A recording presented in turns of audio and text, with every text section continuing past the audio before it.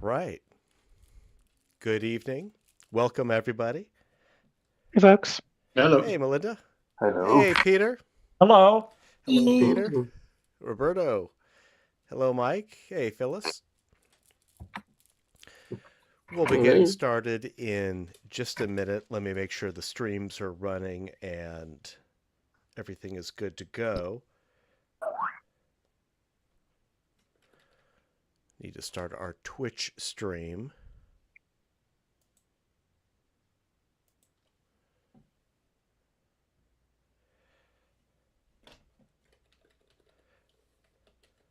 All right, how's everybody doing tonight? Get some Pretty thumbs well. up. Great. Fine and dandy. Fine and dandy. That's more than anyone can ask for. Good to hear it, Mike. We'll get started in just a minute. We don't have too overwhelming a slideshow tonight, so I think we can kind of take our time. I'm not going to use the timer with the slideshow. We have, I think, 21 photos in tonight's slideshow. There are a few members who can't make it tonight. Steve won't be able to make it this month. He's got other obligations. We'll see him in April. Jay Kusnets, his heart procedure was successful and he's feeling okay, but he's not going to make it this month and probably not next month as he recovers. And finally, I have not heard from Oleg. I've left him a couple voicemails. Last I spoke to him, he was in the market for a new computer. His computer, I guess, died, but I haven't heard from him since. So if anyone here has his number, wants to reach out to him, we want to get him back here as soon as possible. There we go. Welcome, Bob. Hey. Hey. How you doing? Very well. I'm trying to get you up on my Lume Pad, and I see a side-by-side, but how do I get you in 3D here? Okay, so what you'll want to do is hit that share icon. Yeah, I think I did that, corner. but okay. Share. And then share link. Got it. And then we go to Leah something. Right. It should give you that option. Should be in there with a bunch of other apps. We want to go to Leah Tube. Leah Tube, yeah. There we go. And if it still shows up side by side, let me know. I have a choice, yeah. Okay, let me just see here. There we go. We're on. Thank you. Excellent. Excellent. All right. You know, that's all the announcements that I had for tonight. Before we jump into tonight's slideshow, does anyone have any announcements? Anything they'd like to share? One 3D curiosity just popped up yesterday. I don't know how many people follow the YouTube channel Red Letter Media. They do lots of very rough pop culture commentary, very funny. And they did a best of the worst video yesterday where they choose strange videotapes at random. And one of them was a Goldilocks and the Three Bears in Lawrence Vision, which was a pull frick system using a circular stage and a camera that spun around the action continuously to create parallax. So it was kind of fun to see these guys encounter it without any technical understanding of what it was. They were actually pretty impressed. What kind of glasses or viewers are needed to get the effect? Pull frick is where the right lens is darker and the left lens is transparent, so that your right eye sees the parallax later, right, than the left, and you see two different positions. And if things are moving in the right direction, you get depth. It's great for Star Trek episodes and parades. Okay. How does that work with If the camera is just purely panning around rather than grabbing or something, then the Or is- entire then the entire image flatly would appear closer to you, like the TV would appear closer to you. If it's an image of a lateral movement with parallax shift, then the foreground elements moving faster will appear closer than the background elements moving slower. oh, interesting. Okay, Yeah. thanks. Well, It go ahead. works great for skaters on ice if they're moving in the right direction.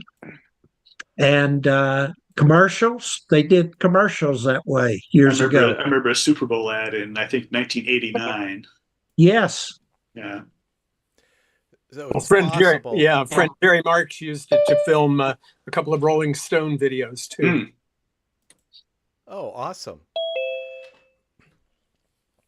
And speaking of which, we have Pad joining us. He'll connect in a minute. So it sounds like some of us probably have a pair of Pulfric glasses lying around from some pair of special glasses event or lying something. around. Oh, something happened to your sound. Yeah, I think it's been resolved. It was just a bit of feedback there. No, it was me. Sorry. No problem. Appreciate you muting. I think you can make your own Pulfric glasses by punching out one of the lenses on your Sunglasses. Yeah. Well, I could easily do that. Good to know. Tor, are you able to post a link to the chat to that video? Is that I think I can put it up. Yeah, it's right not the now. only thing they discussed, but it's I'll find it in a second here. I'm definitely intrigued. Something I'm going to want to see. Welcome, Pad. Matt, I have an announcement. Yes, Lee, take it away. How many of you remember Cecil Stone? Stony Stone. Sure. Okay, I have been in contact with him. He lives in the same place in Orlando that he used to. He's had a heart attack. He's not too mobile now, but he wants to get back into doing 3D and entering. Does anyone want me to send you his email address and stuff? I've got a couple of names so far. Do you want to send me his contact information? I'd love to get him involved in the GGSS. Okay. It's, I realize Orlando, there's a bit of a time difference there for our evening meetings, but if he would like to join us, that would be great for everybody. Okay. Anybody else want me to send you his address? I've got some people from Ohio want him also. Okay. Thank you. Thanks, Lee.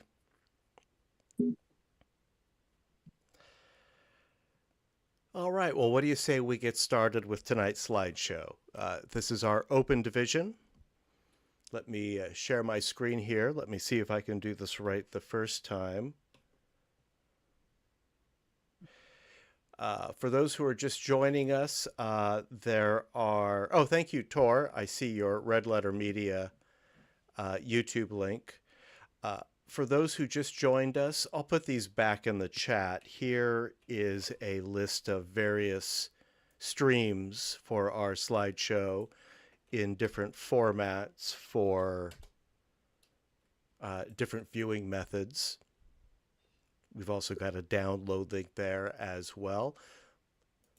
And let me share my screen for the full width side-by-side slideshow. I can't actually see myself do that, but it looks like it worked. Yes. Right. Great. If you're following along, you should see our title card. The YouTube and Twitch streams are delayed by 10 or 15 seconds, but don't let that throw you.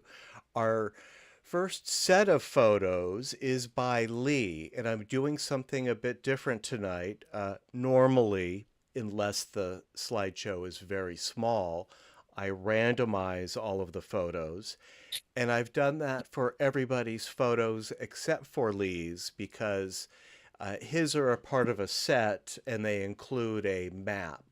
So I'm going to go through the first 4 photos, which are Lee's. And Lee, would you like to explain the photos to us as we go through them? Yes, I will. Last month, I showed a picture taken of the wave, and people asked about it. So I said I would send some things.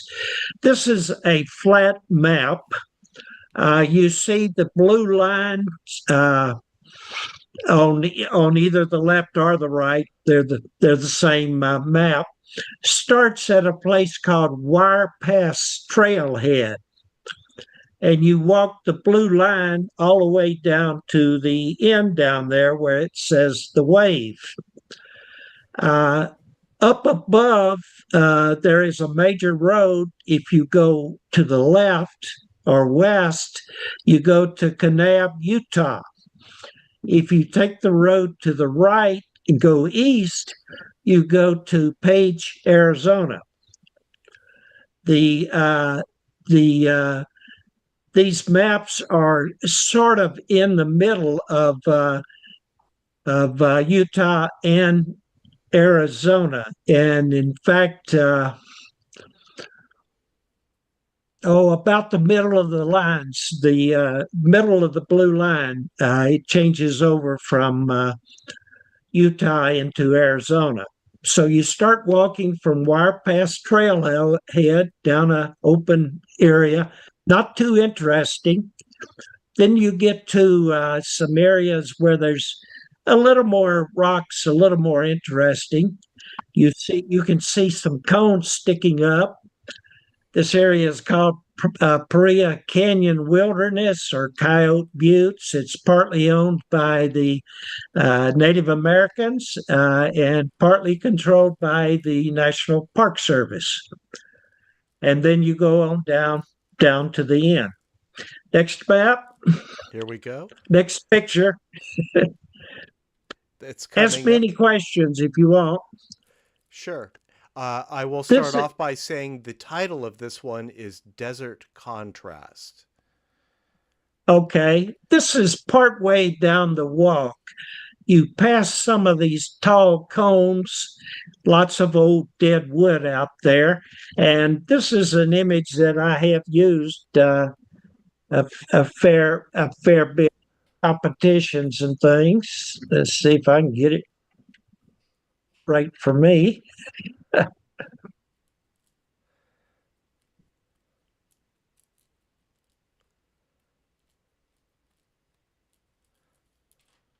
Well, hopefully your viewer's working better than mine. I'll switch.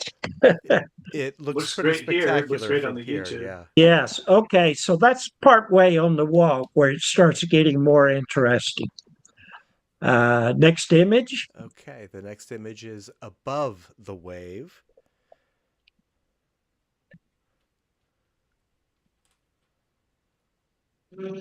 Okay, the wave is actually down in about the middle of the picture. It is called the wave because the rocks sort of wave. It's created by wind, sandstorms, not so much by water, although it sometimes has water in it.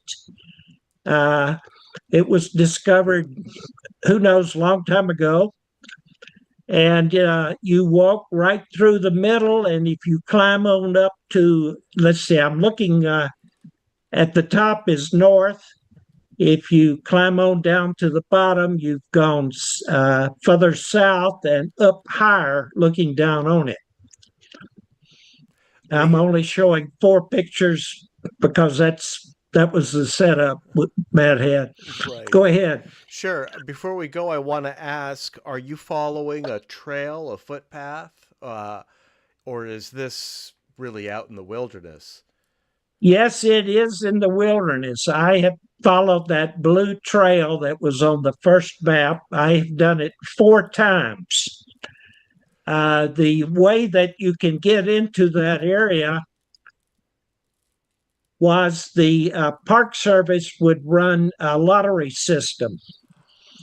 And 2 months before a particular month could come up, you could request a certain date, and then they would draw the lottery and see if you could get in or not. Back when I was doing it, it was only 20 people a day. Then the other thing they would do is they would have a lottery the day before, a second lottery, and I've heard it's now 2 days before. You can go into the ranger station, try the lottery, and if they pick your name, get to go in that way. And so I did it the first 2 times by the monthly request lottery, and the other 2 times I was able to get in by the lottery 1 day earlier. All right. Have you ever been rejected? Have you ever not been accepted to go in? No, that's the only time I tried. Okay, got it. You can hire people to take you in, and I suspect they let extra people get in that way. But the road you drive to the start of that blue line, it's pretty messy. It's a dirt road, and it can be very messy too. Wow. Wow. Well, How far is the blue line, Lee? The whole blue line? It's about I don't know, 2 or 3 miles each way. Okay, sounds doable if you can walk. I don't walk that well now. Same here. The first part you see where it says a wash, that's a down low area where you're going. And then you start climbing up a hill about where it says leave wash. The old road, you're getting close to the state line. And then there's this, they call the saddle. That's where you go between some of those big cone-shaped rocks that are sticking up. There are other ways to get here. There are ways to go down the left side and then climb over the Coyote Buttes, but I've never done that. Don't know how to do it. Looks like a bit of a climb. Yes. Lee, I can't help notice this is a topographical map, but we're not seeing it in 3D. That would probably be a big conversion job, but maybe an opportunity if you do a roadshow version of this. Let's look at the fourth image that. Oh no, I guess the fourth one was the. Let's make sure I'm not missing any. There's one more. Are just maps off the internet that I copied. I don't have a 3D map. Okay. Of course. This is another area that is slightly west of the ordinary area called the wave. Some people call this the second wave because it again has those various colored rocks with granularity and things like that. Amazing. And what I don't have is right behind where I'm standing, there's a picture, there's an image we talked about last month that looks like a hamburger, great big hamburger. Sorry, I don't have that one. Did you say it was called D-Wave? That was one of the names? The second wave. You said it was also called D-Wave or something like that? The main one is called the wave. Oh, the wave. Thank you. THE wave, capitalized. Look it up on the internet. There's lots of pictures. Yeah, I've seen it many times. Lee, is the brown line that kind of starts in the middle on the right-hand side and curves out, is that a trail?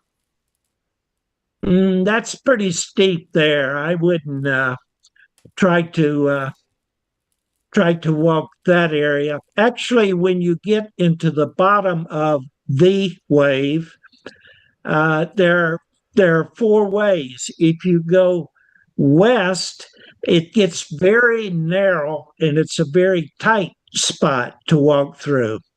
If you go east, you can only walk a short bit. If you come from the north side, that's where you come into the wave, and the south side is where you climb the wave and get to this area. The picture behind me is a flat view of the wave too. I was going to ask. Okay, did I show any more? No. Those are the three.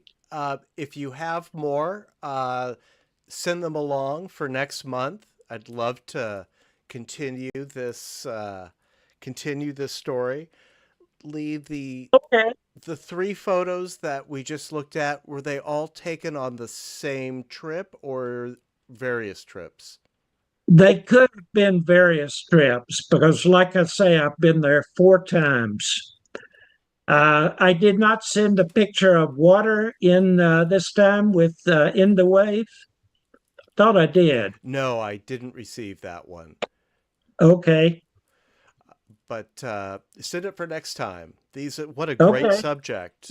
I take it you've been to Page and the wonderful places there. Yes, Antelope Canyons, both upper and lower Antelope Canyons. They're amazing. Beautiful places. Your on- exposures are fantastic too. They look And like they're on film. Some of these were on film, and I had some of them I haven't gotten converted to digital yet. That's a I'm great show. curious. The sky is lovely too. I'm curious if you rendered those or is that the actual sky? That's the actual sky. Sometimes you get clouds. Lots of times it's just as clear as it can be. Yeah, it's You know lovely. what months you went? Pardon? What time of year? What month? Typically, I would go in March, April, May time frame. Yeah, I've been there in April before, and it looked just like this. Okay, you know all about it. It was beautiful. I didn't get this far though. We did not get the lottery. We tried and didn't get it. Oh, that's too bad. Another time. I get a real sense of vertigo looking down this one. Looks like you're really on a precipice.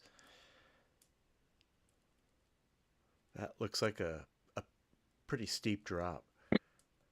Very effective. Okay, Look. next time I'll send some more pictures. Please do. Absolutely gorgeous. It looks Thanks, like Lee. sandstone, so it's probably pretty secure. Yes. Can you take horseback through there? I don't know. Probably not in this area. There are areas around it, all the way around it, that you can drive vehicles, but you can't get into this particular spot. I don't think they would allow horses. I don't know about dogs. It's really kind of a fragile area. I think they don't allow horses or any vehicle types because it's fragile. Doesn't look like it, but it really is. Well, it's sandstone. It'll wear down quickly. I mean, even the hikers, I'm sure, are being rationed just to keep them from digging deep trails. Probably why the lottery. Exactly. Yeah. Now, Matt, have you already pulled this up on Google Earth? I have not. Do you have a link you want to share, or do you have, sometimes we will make stereo pairs with Google Earth. Just Yes, I've seen those. I figured that's That's one of your hobbies. I figured you'd be on it already. You know, I'm personally not familiar with this place. It sounds like other members really are. But yeah, remember this for our next Google Earth special. And it's always fun to compare, do the map and the actual photo side by side. Well, thank you, Lee. That's a Thank wonderful you. collection. Welcome, Ed. I saw you drop in. We haven't gotten to yours yet, so sit tight. You're not too late. Our next photo is by Melinda. The title is Sydney, BC. Melinda, take it away. Yeah, thanks. This was from my recent trip to Canada with my friend Christian, and this was our final approach into Sydney, British Columbia, on the kind of on the one of the tips of Vancouver Island, and fortunately I was on the correct side of the plane to get this lovely shot, and we came in like right at the last rays of light. So beautiful golden hour, just pure luck, and yeah, I just shot rapidly straight outside of the plane, and got this lovely stereogram. I didn't really have to do much to it. Just normal filters. I don't even recall needing to clone any cars or people or anything. I don't recall anything had moved between the images. Yeah, spectacular. Was it a small plane or just a regular plane? Small plane, single engine. Pretty fast though. We were able to. Well, we had a little bit of headwind, so we stopped for gas at one point. But on the trip back, we did it in one shot. It looks like a miniature, like a scale model. Yeah, that's what these wide bases do. So this is like I don't know, somewhere between 20 and 50 foot stereo base. What did you use to shoot it? That's a good question. I'm pretty sure it was my DSLR.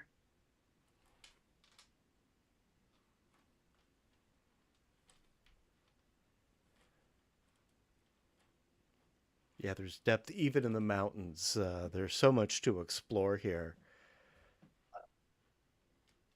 Yeah, and it's in pretty high resolution too. So this is pretty close to the full resolution that I shot, and so that's like, I don't know, 5,000 pixels on a side or something. So in the original, with the original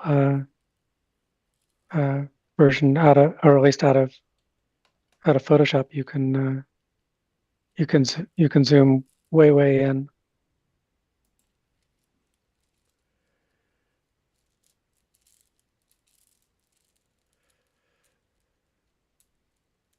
Yeah, beautiful. Thank you, Melinda. Thank you. Ed, we have one by you coming up next. Shasta Daisy is the title. Yeah, it's a flower. It's about it's like a daisy. Everyone knows what daisy looks like, and the center of the daisy was black and had these little tiny orange specks. The center of the daisy about maybe 3/8 of an inch. So that's the scale, and I like the the contrast and the certain amount of depth. I had a question that I wanted to ask. I read some of the articles on the on the website about window violation, and I was wondering. I'm not totally clear on what that means, but looking at on the right side, those was that with it those two that are kind of like cut off on the edge of the frame. No, they look fine. Do they? No problems for me either. Yeah. It's okay to cut them off. It's the fact that they're behind where the side of the image appears to be. So that's fine. If they were in front, then it sort of makes your attention fight between the two images. Okay. Okay. I liked I tried cropping them out, but it kind of I didn't like the composition as well anyway, so I left them in.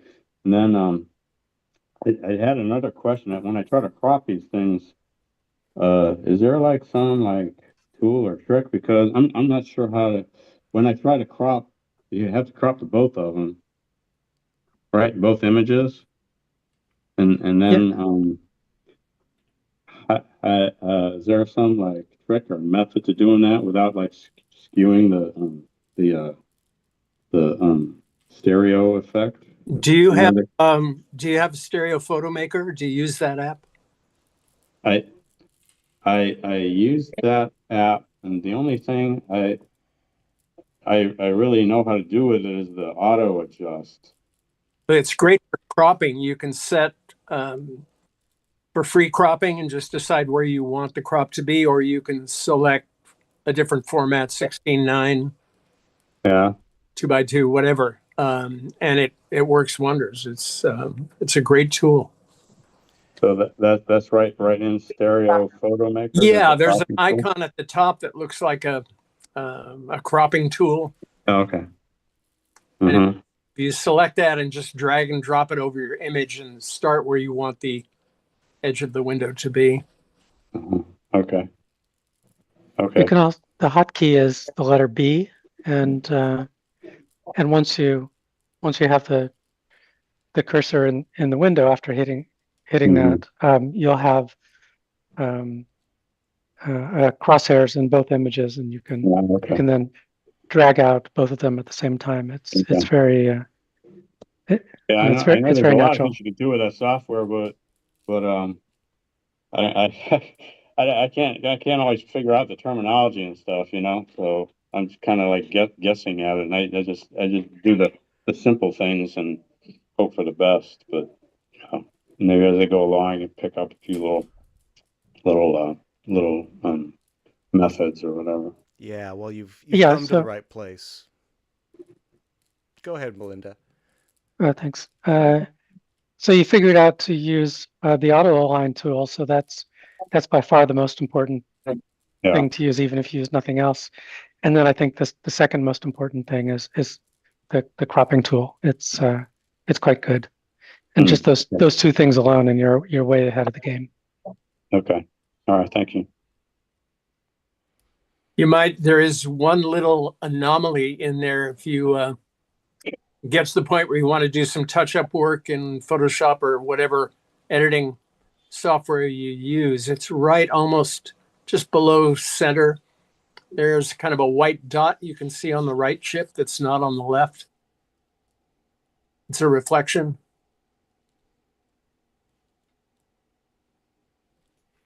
Oh, yeah.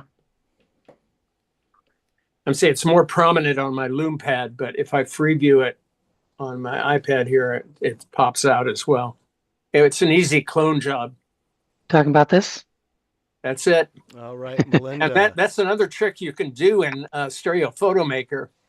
If you align your images, you can clone from one to the other. Oh, I didn't know that. Yeah, you have to make sure you're on the same plane. So you find that anomaly, and when you're setting your window, K is the quick key in Stereo Photo Maker to bring up an anaglyph version. that you can align the window. And if you set that anomaly in the same place on both, then you can clone. And there are tutorials, but I'm happy to, or I'm sure anyone here will be happy to talk you through it. I made a web page for that. Oh, good. That's great. I'll try to find it and put it in the chat. Yeah, Perfect. please do. Yeah, that would be It's great, not Melinda. it's not obvious. If the Stereo Photo Maker is a great program, the documentation is pretty minimal. So, Yeah. Ed, you're not alone in figuring this stuff out. But fortunately, a lot of us have, and we're happy to share. Right. Yeah. Yeah. I appreciate it. Thank you. And this is a really nice photo. Yeah, keep it up.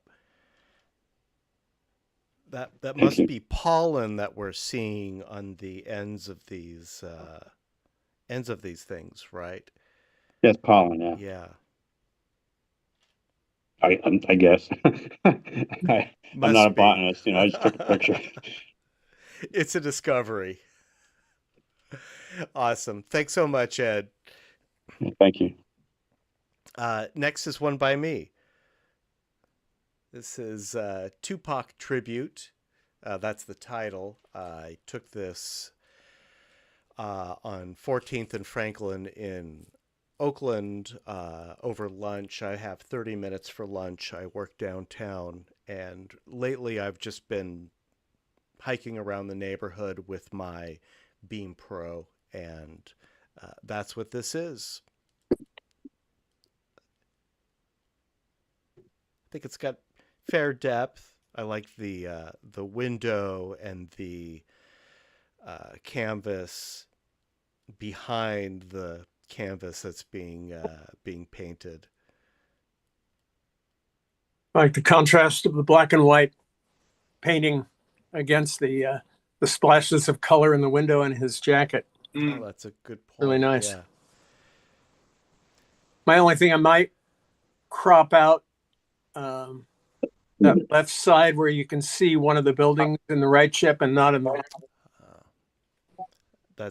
That's easy enough to do. Yeah. Yeah. Yeah.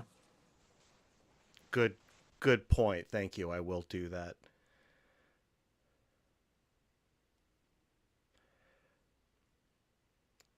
And Great subject matter on that one. Yeah. Yeah.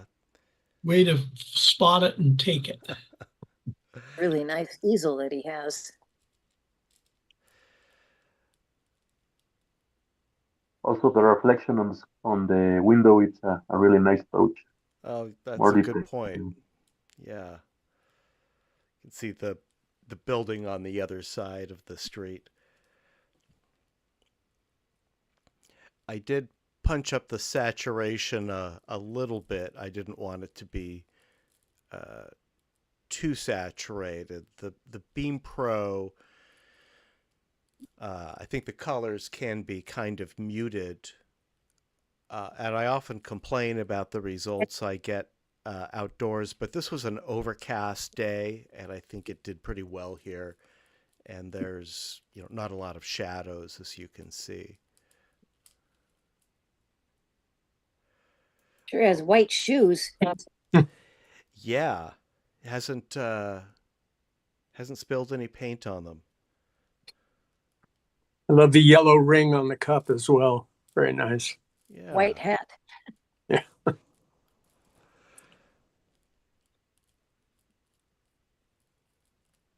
Yeah, thanks guys. Great feedback. I am going to crop this one a bit. Roberto, you're up next.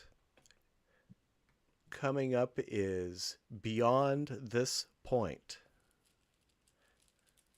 Yes, maybe, well, you may know where this was taken. This is LAX. This is a bridge with its international flights. It's the last one, I believe it's Terminal 4. And this is a bridge that connects Terminal 4 and the end of the horseshoe.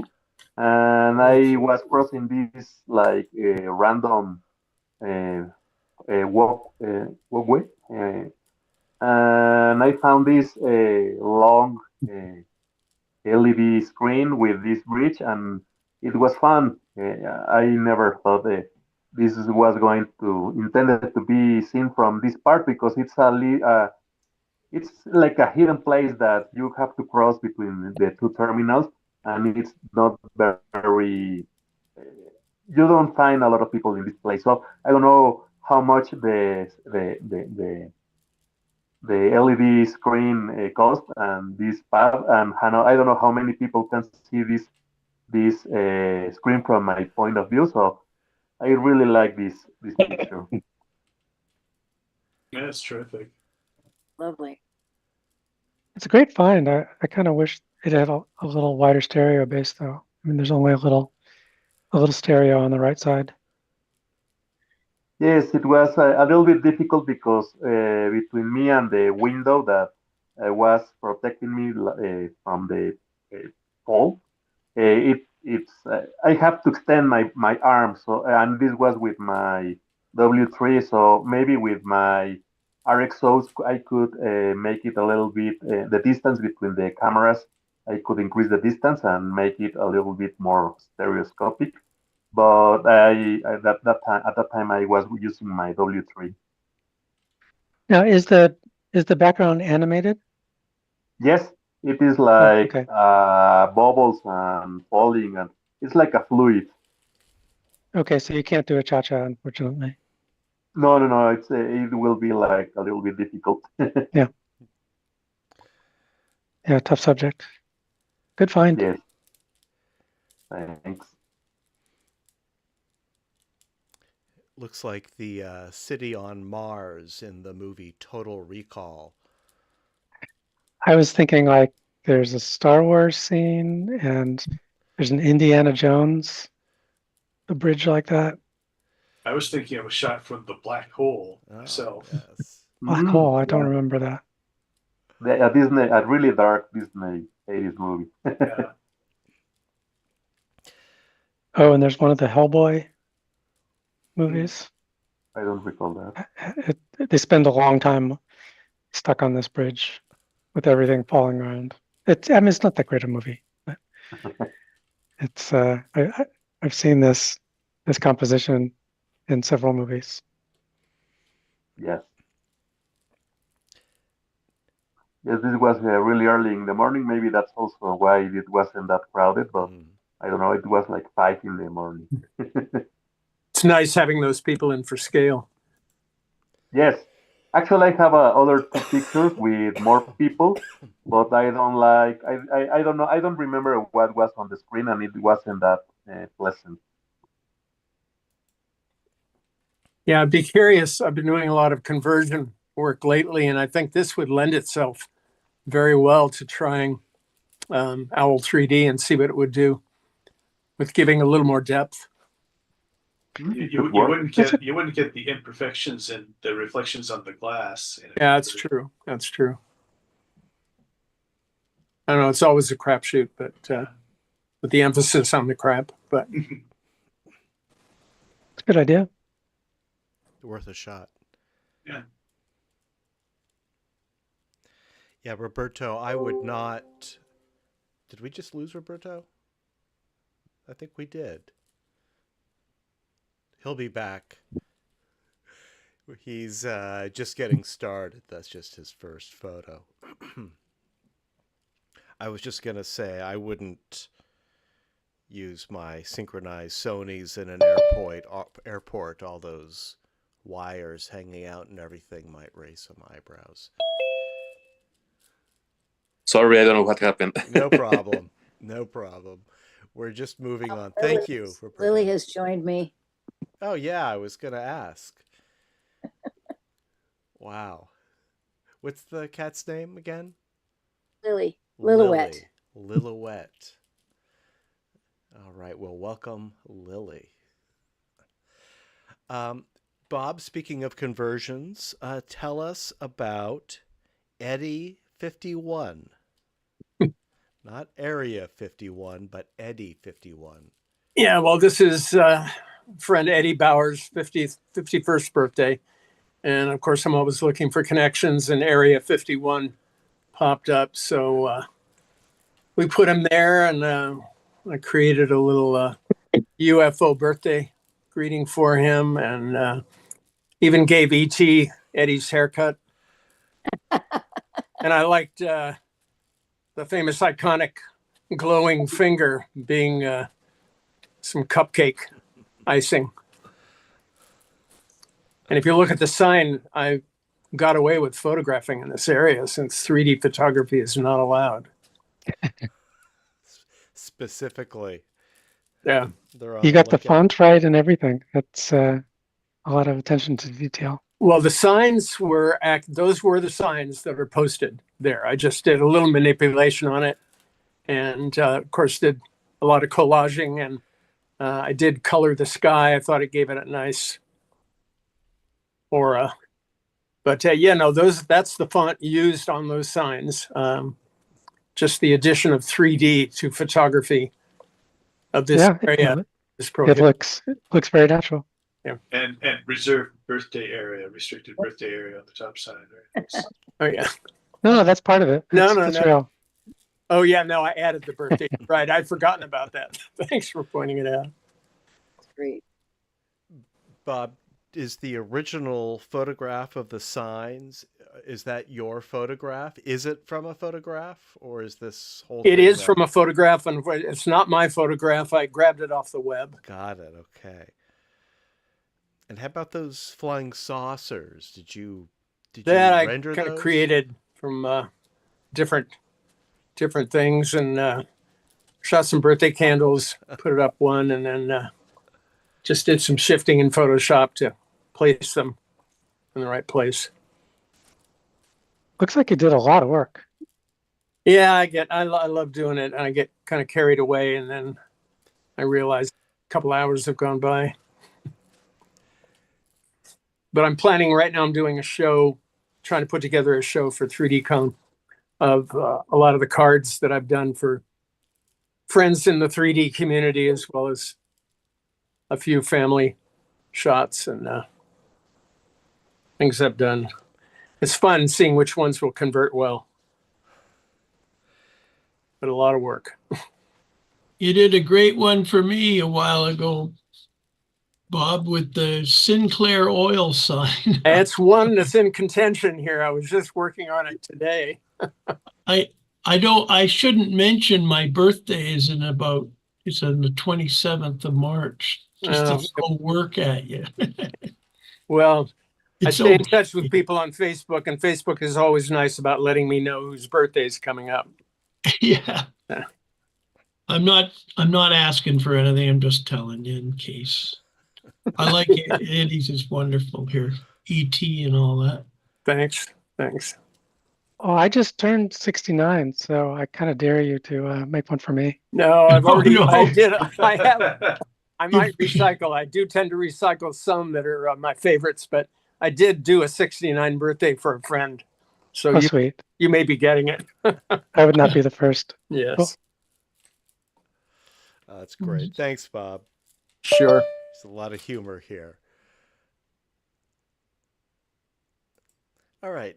Let's hear next from Melinda with Team Tesseract. Yeah, or Team Tesseract. So it's a team effort involved in creating a 4D cube. And I'm not doing this. I'm just the stereographer. This was shot at a conference for mathematical art and puzzles and things like that, called Gathering for Gardner. It's every other year, usually it had always been in Atlanta, and this is the first time it was in San Francisco. So I just showed up for a couple of these sort of social events. It's mostly people giving talks and stuff, but there are a number of group activities, and this one was sort of the a hands-on experience. So people brought all kinds of things to build and share that are geometry related, and somebody had brought all these loops of cord and got a bunch of volunteers. I think it takes 8 people because we've got 16 vertices of a 4-dimensional cube, and then he was directing everybody and doing a good job because it was hard, but people were figuring it out pretty quickly, and they would create this and then take it apart and then do it again. And so a couple of times I jumped in and laid down on the floor and shot straight up. Fabulous.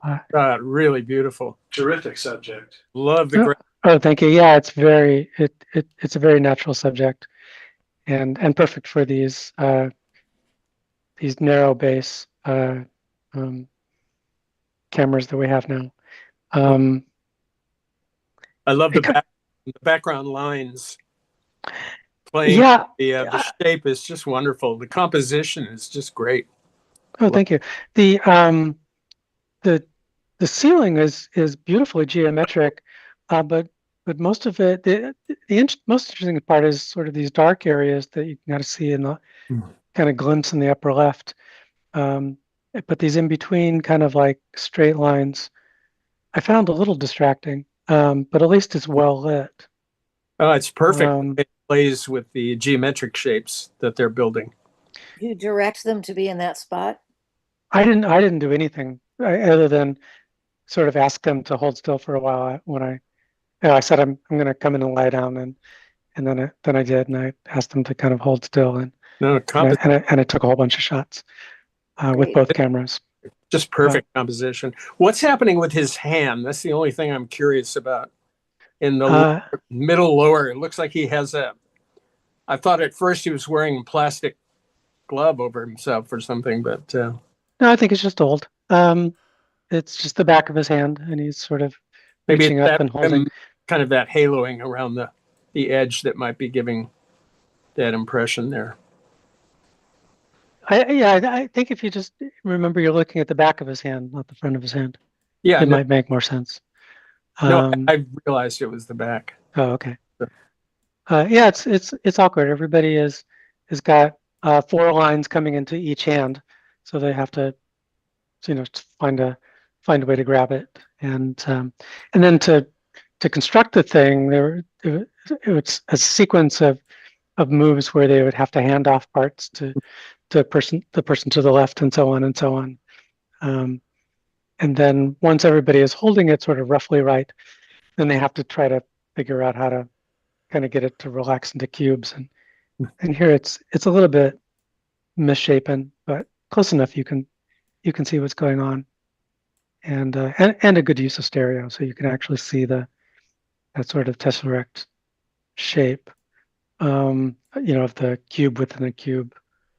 Yeah, you should enter that in a national competition. Oh, thanks. Maybe I will. And the only afterwards, when I looked at this image, I realized it reminds me a lot of one of the Beatle album covers. That's looking up. At yesterday and today. Yeah, it's got that. Said it. Yeah. Or no. Well, when you mentioned I think hands-on activity would be a good title. Something with hands-on. What did I call it? Team Tesseract. Hands-on sounds good. Yeah, I like that too. Mm-hmm. And that was kind of the title of the event. There was all kinds of amazing stuff going on. One of my friends made this sculptural system out of pool noodles. So he cut pool noodles to very explicit lengths, and he 3D printed these connectors that were like little caltrops, stars, kind of things in plastic with little nubs that you would put the ends of the pool noodles on, and if you do them in the right patterns, you can create a couple of other 4-dimensional projections. of some regular 4D polytopes.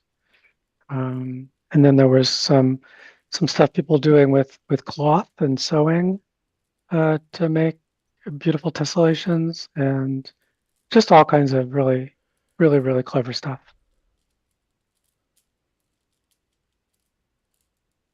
I've got some more pictures. I'll probably submit some of them eventually. Yeah, please do. Yeah, this is a strong one. Excellent work, Melinda. Thank you. Thank you.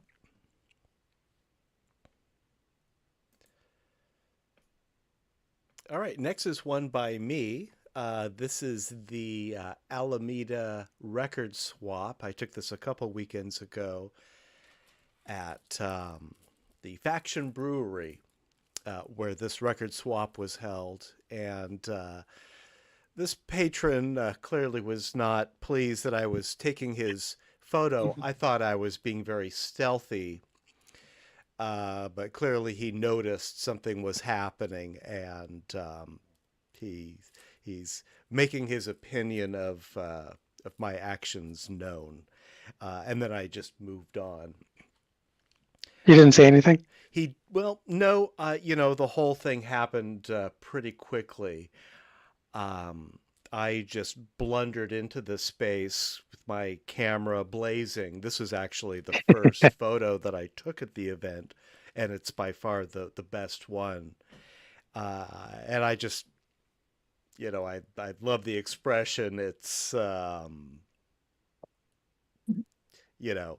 he's definitely making himself clear. And I think it's got great depth. I shot a lot of these photos looking down these aisles of these record bins. But this is the one that I kept coming back to. I took this with my Beam Pro, and I didn't do too much to it. I did rotate it a little bit, but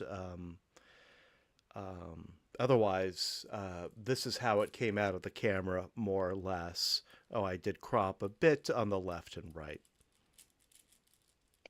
You got a beautiful sightline all the way to the back. Was that sort of what caught your eye? That's what I was going for, yeah, and that's what I was looking at. So I didn't really notice that he had noticed me until I reviewed the photos later in the day. I think it should be titled "Stop! My wife doesn't know I'm here buying records." I was going to say something similar. Yeah, I think you might be well served with a title that relates to this wonderful stare you're getting. Yeah, that's a good point. I probably won't be posting this one to social media. This doesn't look like a cooperative subject. I think it does show that the Beam Pro is capable of a lot of depth with the right subject. And yeah, I had no idea you could get that kind of depth with the Beam Pro. I think, I was very close, maybe 3 feet away. And I think that's what it takes with this camera. It's got those wide lenses, so it lets you get right in there. 3 feet from him or 3 feet from the front of the boxes? I think 3 feet from him. I did have to do a bit of a horizontal alignment on this to push the boxes back at the window, but not by much. It wasn't a huge adjustment. They didn't come out of the window too much as shot.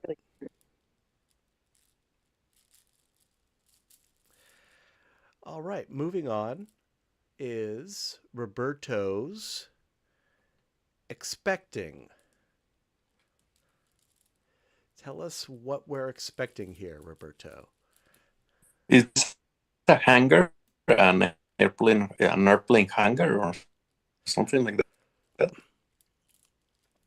Are you asking what the photo is? The location for your shot. Was that like Oh, a warehouse or where a my hangar shot or? was. Yeah, that's at a brewery, Faction Brewing, in Alameda, the island of Alameda in the Bay Area. And I'll just go back real quick. Alameda is the site of a former naval base, and most of that infrastructure is still. Oh, we lost him. Here he is. I don't want to. Hey, Roberto. Well, I will explain it to him later. I think Roberto's having some connectivity issues. But yeah, Sorry, Alameda. sorry, I'm back Hey, here. oh, you're Yeah. back. Hey, all right. I was just explaining that Alameda is a former naval base, so this is like an old naval warehouse that's been converted to a brewery. But speaking of yours, this is Expecting. I took a picture. I'm on the go. It was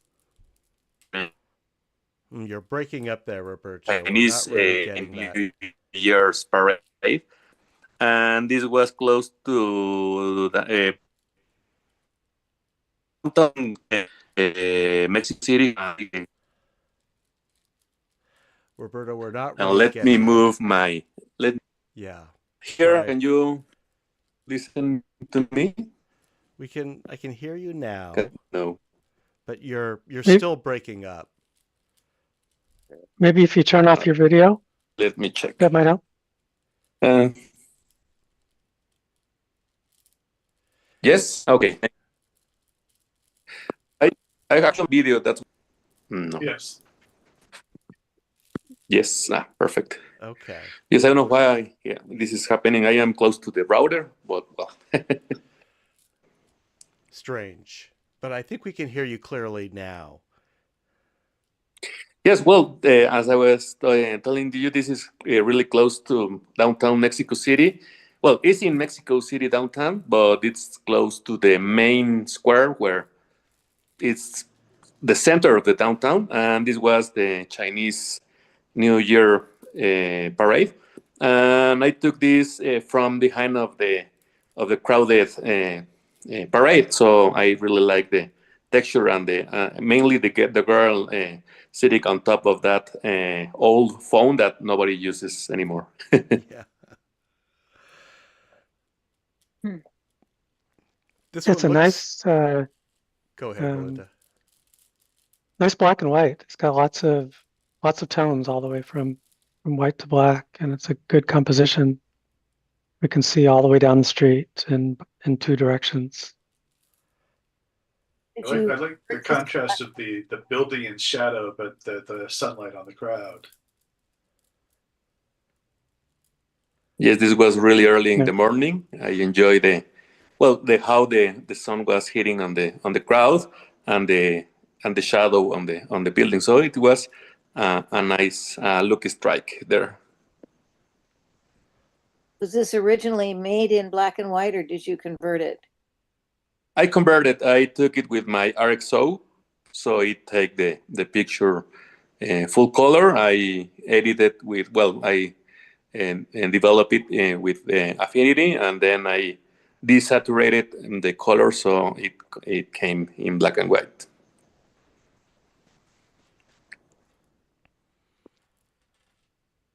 Is this one a bit hyper? It's a little bit, maybe 7 centimeters. It's a little bit hyper. It's quite comfortable. I really love the cables converging at that vanishing point. That lends a lot to the depth for me. Well, actually, that's a little problem, I believe, here in Mexico City, because now this is nice because there are not many regular departments for living. It's more like commercial, and there are not many fiber optics cables on those poles. But in other parts of the city, it's like a spider web, so it's nasty. It's not that pleasant. Might makes for some very good stereo compositions, though. I've seen other kinds of like rat nests like that in in like the Philippines and stuff, Southeast Asia. Yeah. Crazy looking stuff. It's kind of amazing to look at. Maybe I will try one of those for next month.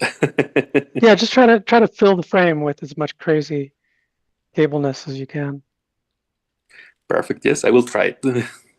Cool. Thanks, Roberto. Thank you.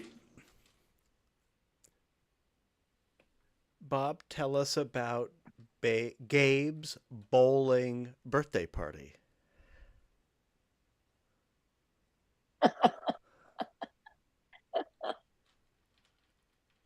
Too funny.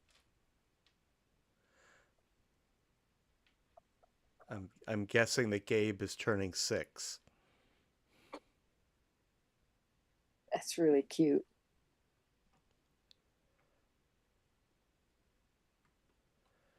What happened to Bob? Oh, he might have. Maybe there's a package at the door for him. Sorry, I have turned off everything. I'm back. Yes, it's my great nephew, Gabe, and it's his 6th birthday, which he wanted to be held in a bowling alley. And those are photos of him at various ages from 1 to 6. And he was into a T-ball at the time. So he's wearing his T-ball cap. And there's Great. eyes in I the love ball. bowling ball. Yeah, I always see faces and things, and this was yeah, it's one of my faves. It's definitely going to be in the show. So Nice. It's nice that you got the same kid at the different ages. I have another card of him 1 through 15. On his 15th birthday, I have 15 squares with him at various ages. What a wonderful gift. Yeah, you must be a favorite uncle. Yeah, he doesn't have a lot to choose from, but yeah, I think so. Hey, Very, very clever. No, he and his sister are great kids. it's hard for me to tell. Did you capture these portraits in stereo, or are these? Am I being fooled by the illusion of depth with 2D faces? I think it's a combination. I think a couple of them I did shoot native stereo. I did use some conversion on here, so there is some rounding of the faces, hopefully, in there. Yeah, the faces look pretty natural. Yeah, I mean, I can nitpick. I think his 1-year-old self, I can move his face back a little bit, a pixel or two. Well, I'm sure he's not nitpicking. No, he's in Stanford right now. All right. In fact, I forget if I submitted that photo, the one I did for his graduation. I don't think we've got that tonight. Okay. All right. Thanks, Bob. Sure. Coming up next, from yours truly. Oh, no, I'm sorry. I'm looking at the wrong list. This is from Melinda. And the title is Tunnel Tops Bench. Yeah, so this is some of the really fancy, creative, abstract benches that they built here. I'm not sure how practical they are, but they're definitely eye-catching and people are always trying to figure out how to use them. It's We could always great. use them to surf in the next monsoon too. Probably. Where is this? These are enormous. These are on top of the tunnel tops. They rebuilt the approach to the Golden Gate Bridge. Took like 5 years to do, and one of the and they built these tunnels. I say built because they didn't dig it. They made these trenches, and then they built up walls over it, and then concrete ceilings. And then one of the last things they did was to put plants and walkways and grass and things like that on top, so people can now walk from the Presidio down to Crissy Field over the highway. And so this is directly on top of some of the tunnels there, and you see a whole series of these organically shaped benches. And so I just snapped this one photo just in the last rays of sun, and didn't quite know what to do as a composition, but then later on I realized I could maybe do a false frame and have the sort of tongue of the bench extending out, for no particular good reason. It's just because I could. Great. I like that. Was this taken with the Beam Pro? Yes. Nice, because the dynamic range is nice having the sun in front of you. Yeah, it did a good job, and I definitely wanted a little more interesting sky, but I didn't dare try to do anything with it because it would interfere with the sun part too.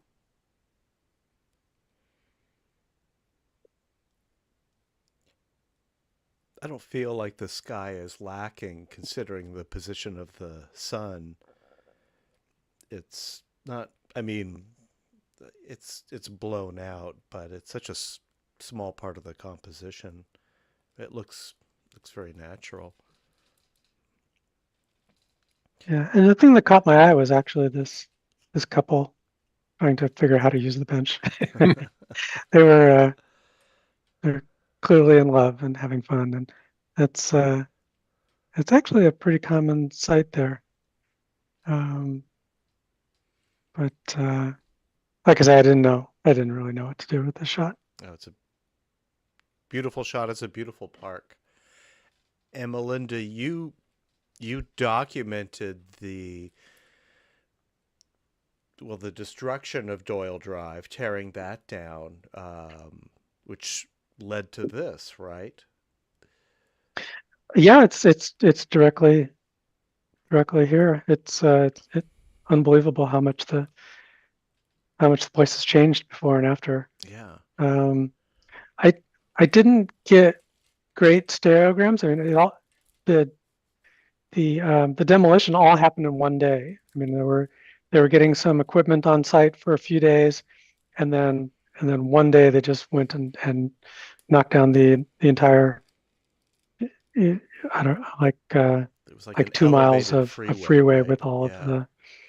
of the concrete pillars and everything. It was pretty amazing to watch. I wish I had better photos of that, but then ever since I've been taking pictures of the progress, not as a project of my own, just because I live here and walk by it with some regularity. It's inevitable. It's going to be a subject for you. Yep. Well, it's amazing to think of that whole journey that you've been on, that led up to this photo right here. It's true, and it was years and years that I couldn't drive from what's the name of the tunnel? there's the existing tunnel sort of in the background here. MacArthur, I think it might be the MacArthur tunnel, but there's a tunnel through the Presidio that, like if you're coming up from the peninsula on like 19th Avenue or something, then there's a tunnel that you go through right before you go on the bridge approach. And then there was a right turn you could make to come into the marina where I live. And it took them years to build, and then a couple more years to open it after it was built, to be able to make that right turn again. It was such a relief. Well, for those who aren't local or those who haven't been there yet, if you're next time you're in town, be sure to check out Tunnel Tops Park. Yeah, and come Presidio. before 5 p.m. When the playground closes. So just directly to the right, looking from this image, there's a hill, and you can take steps down to it, and there's a beautiful, exploratorium like kind of park where kids can do all kinds of creative activities and stuff. It's a very natural, stereo subject rich site. Highly recommend it. With views of the Golden Gate Bridge and Alcatraz, and it's a beautiful place. Anybody that comes out, I guarantee you're going to come back with, at least one or two images that you're excited about. And if Steve were here tonight, he would remind us that the Disney Family Museum is here as well. Could spend the whole day. I'm excited about all those beautiful benches. Yeah. I'd love to see all of them. Yeah, they did a great job with all of these works. Definitely come and have a look. It's quite beautiful in every direction now.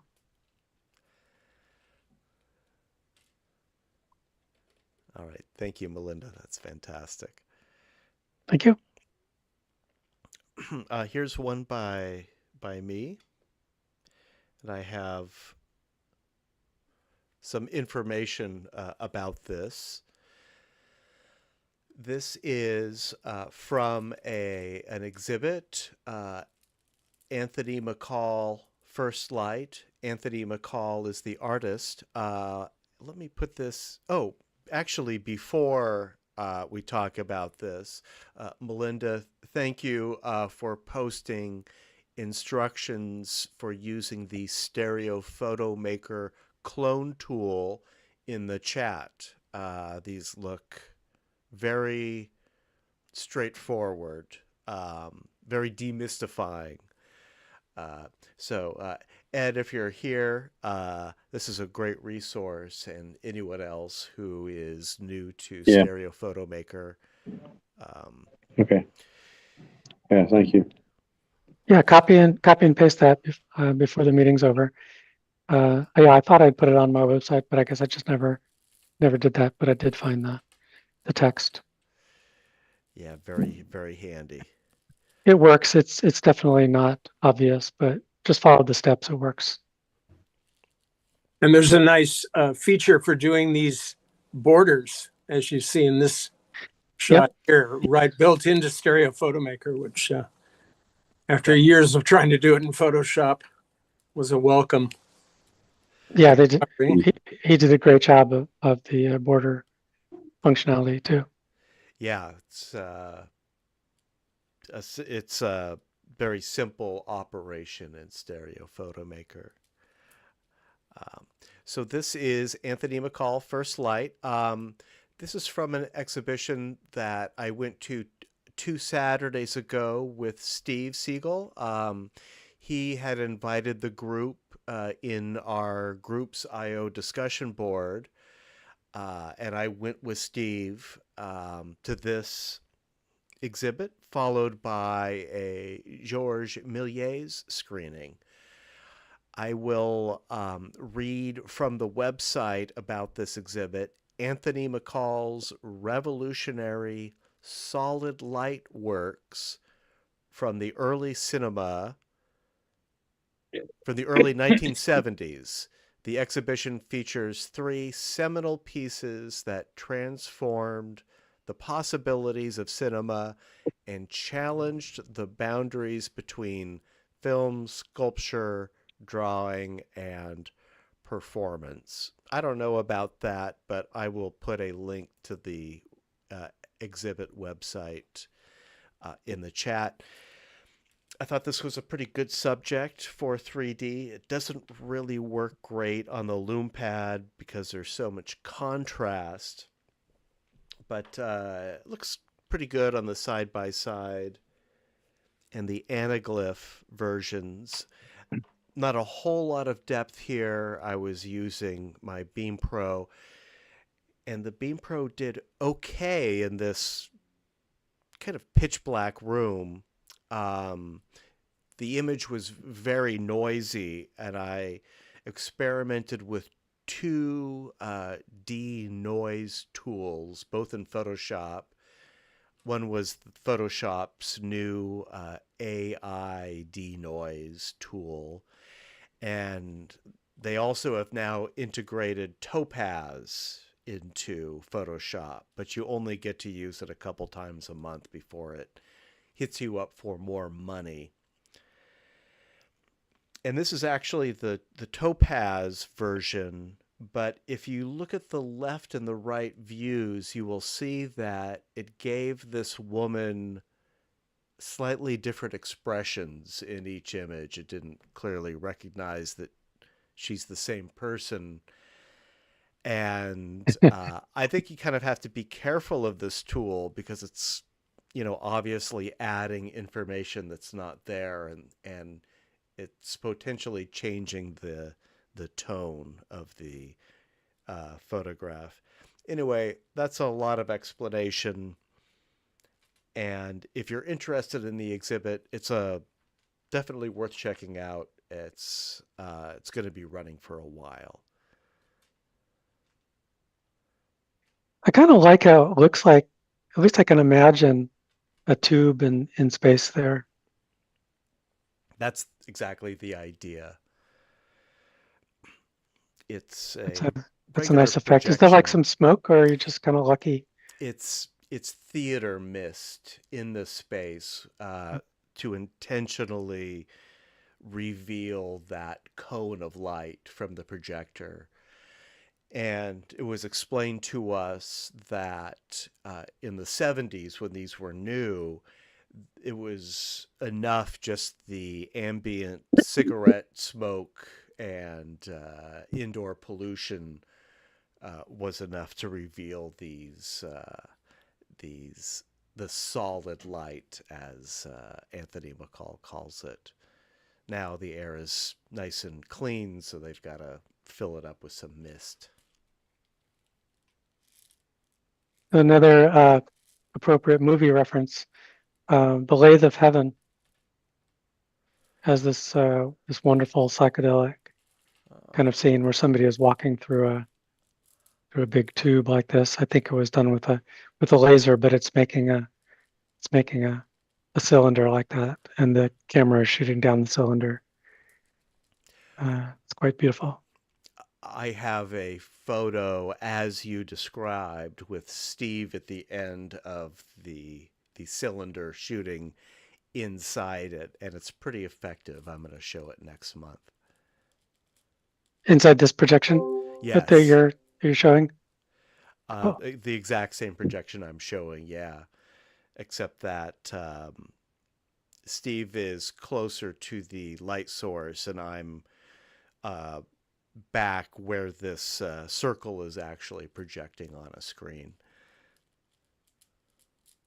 Oh, I'll be very curious to see that. Yeah, something to look forward to.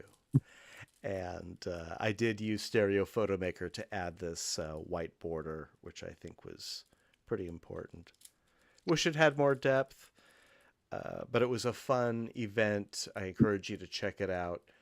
This would have been better with my 2 Sonys, but I shot it with the camera that I had. I mean, you could crop into, just to to crop away that last figure on the right, and then you'll have more depth range across the image. Yeah, I can probably crop this in more. I wanted. I'm sure I could. Yeah.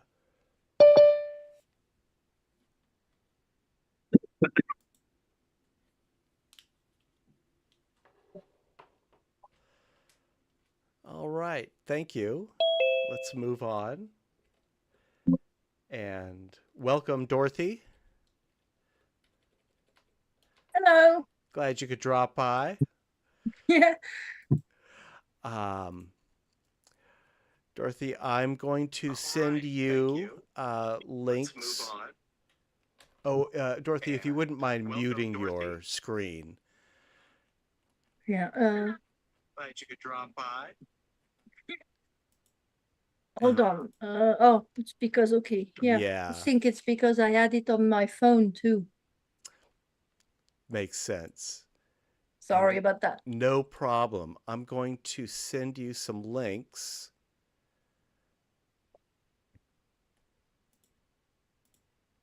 You might already have these. These are links to our various streams. Our Yeah, I was trying actually to just pop in, but I haven't. I don't have my Lume pad ready. But the Swift doesn't work anymore. Anyway, right? well, we've got. I don't want to interrupt everybody. No, Twitch is working, Dorothy. Oh, it's working. Okay. Yeah, for the Lume Pad, we're using Twitch now. We have a Twitch stream. We still have a half-width side-by-side YouTube stream, and we have an anaglyph YouTube stream also. So, you know, if you're interested, go ahead and try one of those links. Stop the sound on my phone then, I guess, because my Lume Pad is in. I need to pick it up. It's on the other side of the room. Sure. So I'm gonna do a preview thing. Okay, that's fine too. We've also got our screen share.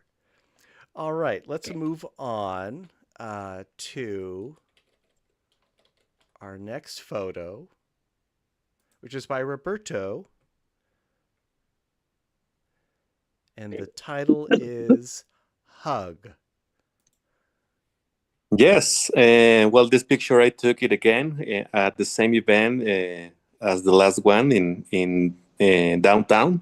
The same day, the Chinese New Year, and I was walking through the crowd, and then I turned and I saw this girl hugging this pole, and it was funny to me. Like it was like I don't know, I don't know if there are some mistakes because the camera wasn't that level, so I have to fix it on with Affinity, and well, this is the result of that shot. It's great.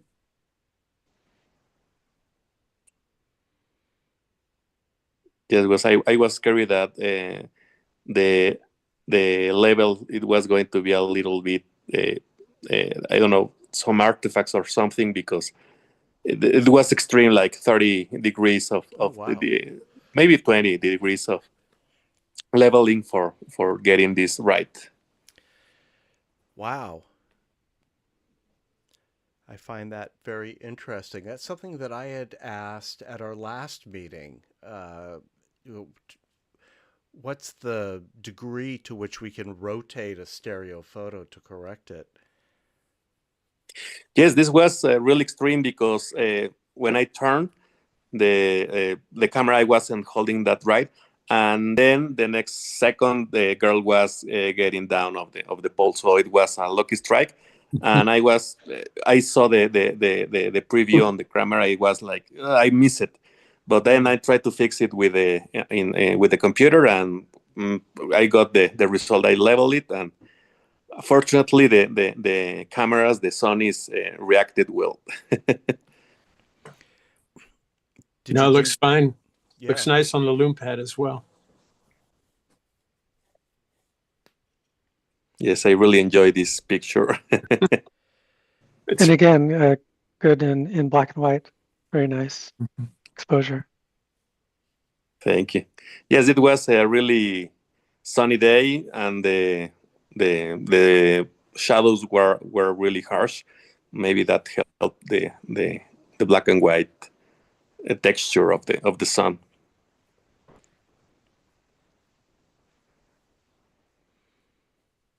Did you do the corrections in Stereo Photo Maker? The Yes, reflection I should, corrections? because it was I edited on with Affinity, but I wasn't sure about the alignment, so I have to run it on Stereo Photo Maker to get it right. really beautiful. The leading line and the shadow of that lamppost is wonderful. Yes, it was. Actually, I took another, but I don't remember why I didn't. I believe that I don't know why the camera's desync, and the person that is on the right, the foot was move a little bit different, like I don't know, and it was funny, and I didn't want it to edit it like cloning something, and then I remembered that I took this one and tried to edit it, and but the other was level, and this wasn't straight, so I tried my luck with this one. Yeah, it looks like the shadow is about a foot off the ground. It's a very interesting effect. Maybe it's because the level situation of the cameras. I assume it's just motion in the shadow, but I don't know. I'm not I getting. don't know. You're talking about the shadow on the right? Yeah, shadow in the lower right. If you zoom in, it's Yeah. it's very clearly above the sidewalk. But it rotated very nicely. My only suggestion might be just to tone down that white patch on the wall just slightly, so it doesn't draw the eye. Okay, like maybe have a smoother wall. I don't know if I'd eliminate it. I just would. It's so bright and white, kind of takes my eye away from that. Okay. That wonderful composition of the two people, but maybe just lowering it in intensity a bit. Okay, yes, I will try it.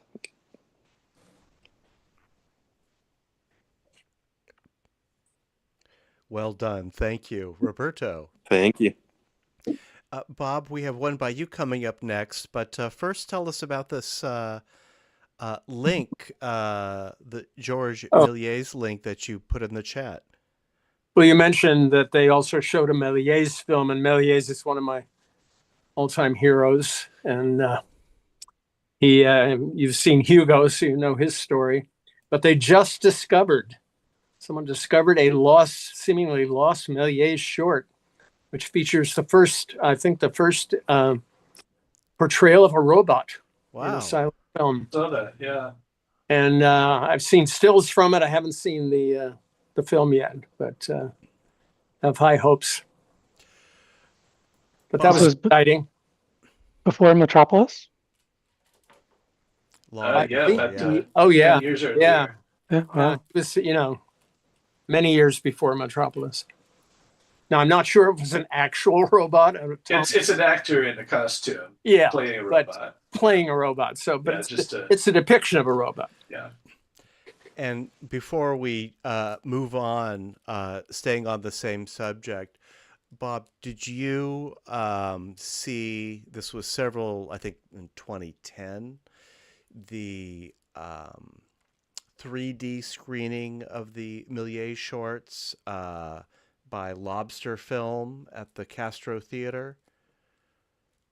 Yeah, I showed, I was one of the first, when I did the 3D sideshow at the Mill Valley Film Festival for a couple of years, we premiered when Serge discovered the accidental Méliès 3D footage, and we showed that as part of the program.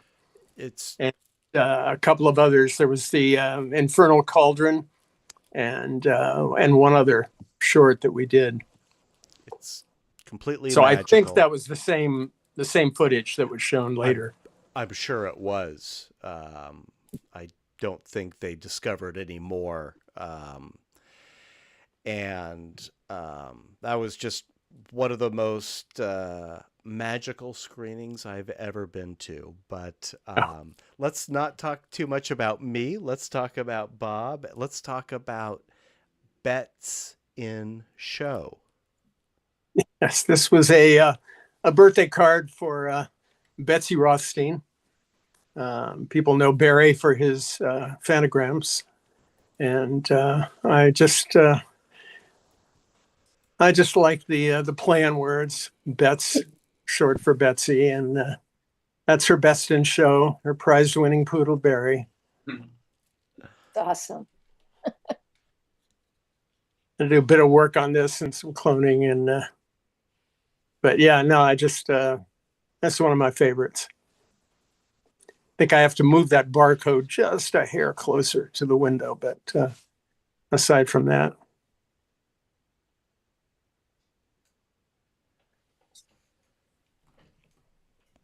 And this was a conversion I did using Masuji's,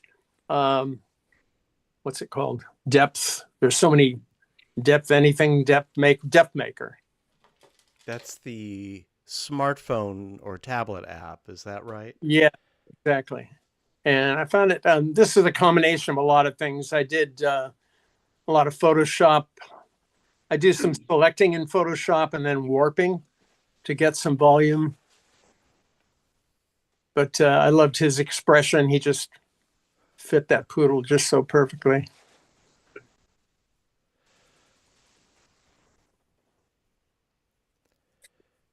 Yeah, what was your source material for that poodle? Is that a real poodle? Did you paint that poodle? I didn't paint it. There's a photo. I always collect strange and bizarre photos, and I found this one of a woman and her dog, but I'm not sure if it's an actual photo or not. It looks very similar to some of those AI creations. So I'll have to go back and reverse engineer it and find that. Legs are too skinny to be real. Yeah. I don't know. She could be on a Ozempic. We don't know. That's great, though. Yeah, no, I just love the shapes and her hairdo, and his hairdo. Right. Very fun. Yeah, that's charming. Thank you, Bob. Sure. Let's hear from Melinda about the job comes with a private break room, they said. So, yeah, it just happened the other day. I was taking a walk and saw this, and of course I had to take a snap. And yeah, and the title comes from what I imagine, or kind of like to imagine, that he's typing on his phone there, like his first day on the job or something like that. Yeah. It's just the story I have in my head. A great moment. I like the shape of that. I don't know if it's a cement patch in the sidewalk there that kind of mirrors the handle of his mail carrier. Yeah, it kind of looks like New Zealand to me. That mail carrier is an effective foreground element too. It contributes a lot to the depth. Yeah, I wasn't sure what to really do with it. I mean, my first instinct was to put the carrier and his bag sort of at the same distance, but then I'd be like I'd have to go a little further down the sidewalk, but then the door would be kind of in the way. So I just shot what I could. And I was also pretty lucky because a moment later he looks up, and so we kind of smile at each other. move on. Everything perfect alignment. I like the way the white and red stripe on the bag just leads right into that patch on the sidewalk. Leads into his leg and the stripe on the leg. Yeah, and the handle pointing at him and just everything.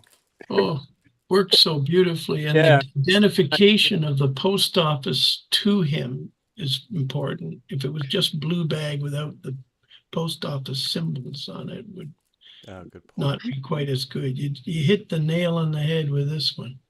Oh, thanks. Yeah, in fact, I was kicking myself a little bit because much later I realized it might be nice with a blue border. Not too late. Not too late, yeah, but too late for tonight. Reminds me of your first image of that hands-on demonstration, all these lines that kind of make a shape, including his pants leg, that line leading up to the handle, just makes a nice little geometric shape there. Yeah, that's all accidental. I'm just, trying to compose the main elements. Being a picture framer, I would not put a blue line around it. It'll be too powerful. It's good just the way it is. Oh, thank you very much. You could stick a roll of toilet paper on the inside of the door. I love that. That's a great idea. And I'll put a little blue stripe down the roll. Yeah. Yeah, that would change the story, definitely. I like it a lot, though. That's a great idea. I'm definitely going to consider this. And I tried blowing up the, the black area in the background, and there's no information there at all. I couldn't really see anything in there other than the stuff up on the shelf. But the body of that box is completely a big black hole. Well, if you do end up putting the toilet paper there, you'll have to put a label on the box that said, post-a-potty or something that. You could just cut a half moon at the top of the door, then you'd have to reconstruct the buildings behind it. Right. I could probably put the toilet paper roll on the door. Yeah, lots of now possibilities. You're being silly with a wonderful image. It's so beautiful. Yeah, but I like these ideas. So no, I think the half moon cut out of the door would be nice. Oh yeah. That would certainly go with the toilet paper theme. Yeah, just those two things. Subtle. Yeah. Good ideas. Thanks, everybody. And Photoshop has a new melding feature, or merging features. So whatever you end up shooting that toilet paper, it'll make it look like it's the same lighting. And I haven't used any of the later versions of Photoshop. I'm working with a really old version. But yeah, that sounds very very nice. Very doable. Mm-hmm. All right. Well, Melinda, if you're going to keep working on this, please share it with us. We're going to want to see where you take this. All right. Next is my final photo of the evening. Family in Focus is the title. I took this on Saturday at the ferry building on the Embarcadero, heading to another event, and I thought it was charming. I thought it was a pretty lucky shot. I definitely have opinions about how it could be improved. I think that handrail plays a really important part in the composition. It definitely contributes to the 3D. It tells a great story, though. 3D or 2D, it's a wonderful composition of people and acting with each other. Yeah, thanks. I think I caught a good moment. I'm not sure if this one really benefits from 3D as much as some of the others in tonight's group.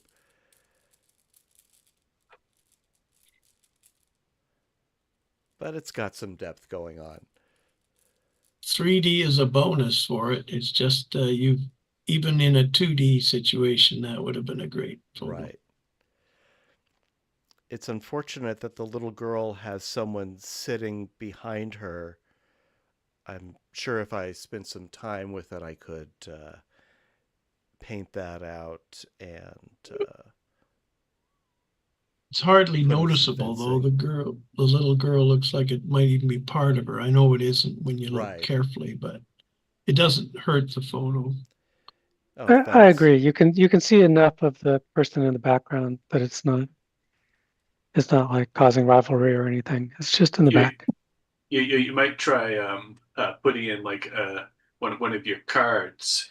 You know, roto behind the girl, but just mask the person in the background into a block. Because if you paint that person out, then you have to recreate the chain link fence and the pier behind it. Exactly. Yeah. That I don't.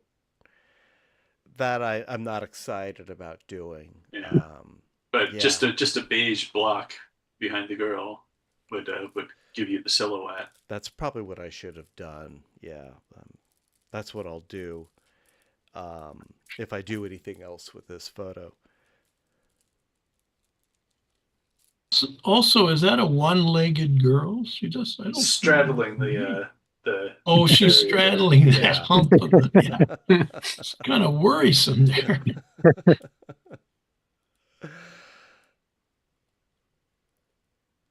I mean, it'd be better if I was facing the little girl looking through the two dancers, but that's just not the opportunity that was in front of me. All right, let's move on to Roberto and refreshing hike. Well, yes, this was I took this close to Mount Hood, close to Portland, and this was, I believe, it was February, about 2 years ago, and I really enjoyed this day. This was a hike that we took that day. It was a really short one. It was like maybe 3 miles, and it was everything really nice because everything was covered with snow, and the sun was crystal clear. So I love the lightning, and it wasn't that harsh.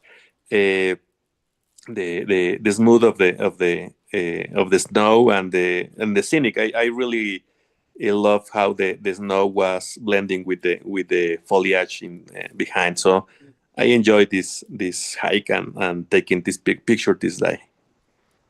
That's very nice. It's a great snap. Yeah, I love It's beautiful. Beautiful color. love this moment. Yeah. The dog Yeah, seems to be saying, "Are you sure about this?" That was my thought too. He's not sure about it. Do you want? Are those snowshoes? Yes, those are like these like rackets that don't help you don't go under the snow. Right. Nice. It's nice to see the green come through the snow too. Yes, it was a really nice. It wasn't all white, and you can see some details of the foliage behind, but it's still covered by the snow. Reminds me of those classic Hollywood films in the 50s, the Technicolor. Just beautiful colors. Well, I had to fix it because the colors from the W3 are a little bit washed, so I have to saturate it. So we have to thank Affinity for that. Right. Infinity. It looks natural.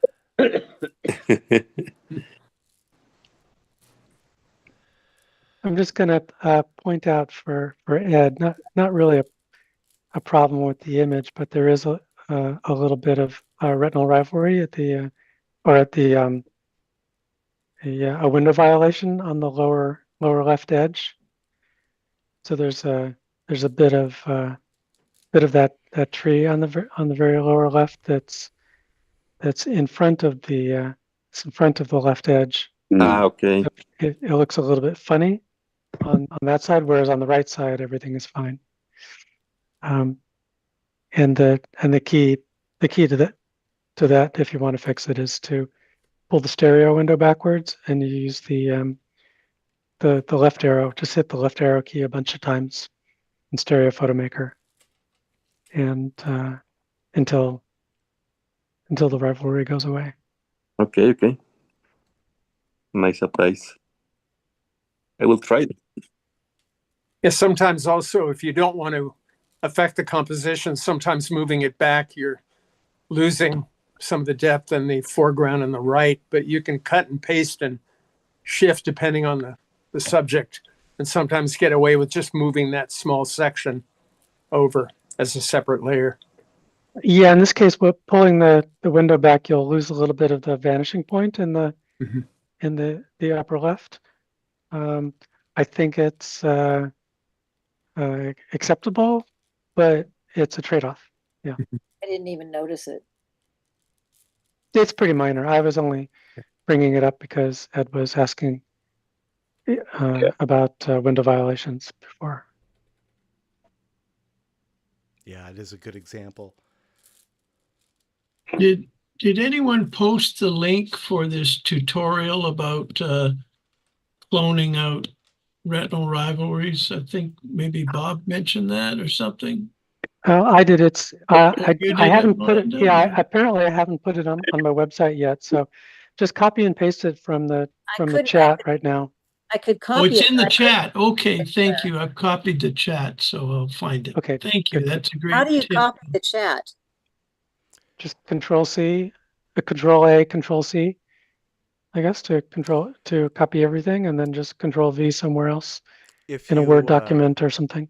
If you hover three over little the dots. upper right corner, it'll give you a little copy icon that you can click also.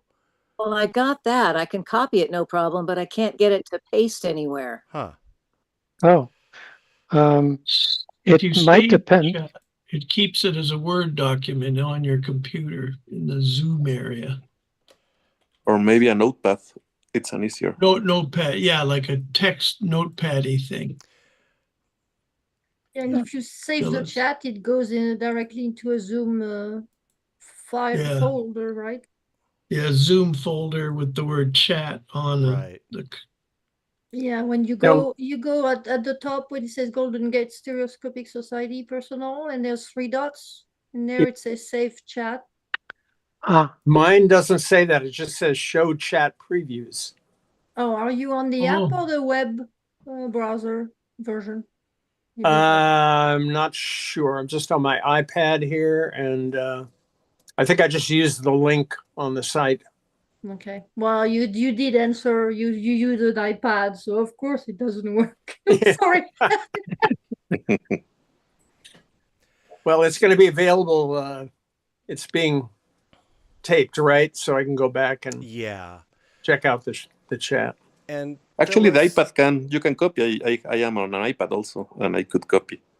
So my 3 dots aren't giving me anything except show chat previews. Well, I should put it up on my website as I originally intended. So that'd be great, thanks. So eventually it'll be there, but if you can grab it now, then better still. Yeah. Just press and hold the text, and it will give you the option of copying. Okay, wait a minute. The text at the bottom? Yes, any or the place text on you want. the text, and press and hold, and you will get the copy option. But I couldn't get it to paste anywhere. I pasted on a chat that it's to myself, and I pasted there. Yeah, I was able to Yeah, on the paste notepad. it in Don't you have a Notepad. notepad, Phyllis? Are you on a Mac too, on an Apple? On a Mac. So you cannot use not Safari. What's it good? Pages? Yeah, I've got Pages. I've got Microsoft Word. I've got all that stuff. Just can't get it to what I want it to do. Weird. Well, get it. Can you sweep the words and then paste it in a Word document? Is that possible? you know, there's If you can probably a read lot it, of you can sweep it differences. out and We're using different copy, paste. platforms. Some of us are on Mac, some of us are on Windows, some of us are on tablets. Yeah. Melinda, would you mind Or you get a pen emailing? and paper and write it all Sure. out. Phyllis, if you wouldn't mind messaging Melinda your email address, you can message her directly. And Melinda, if you could email Phyllis this information or the link if you post it on your website, that way we can I make can sure she'd I get can it. send the link to the group. Sure, that Yeah. would be great. I assume everybody gets the group notifications, right? Yeah, Yeah. the would groups be IO, that would cool. be great. I'll do that. great. Yeah, Thank you. actually, I don't see. Can someone copy it right now in the chat again? Because since I came in late, I don't have the beginning of the chat. Let's see.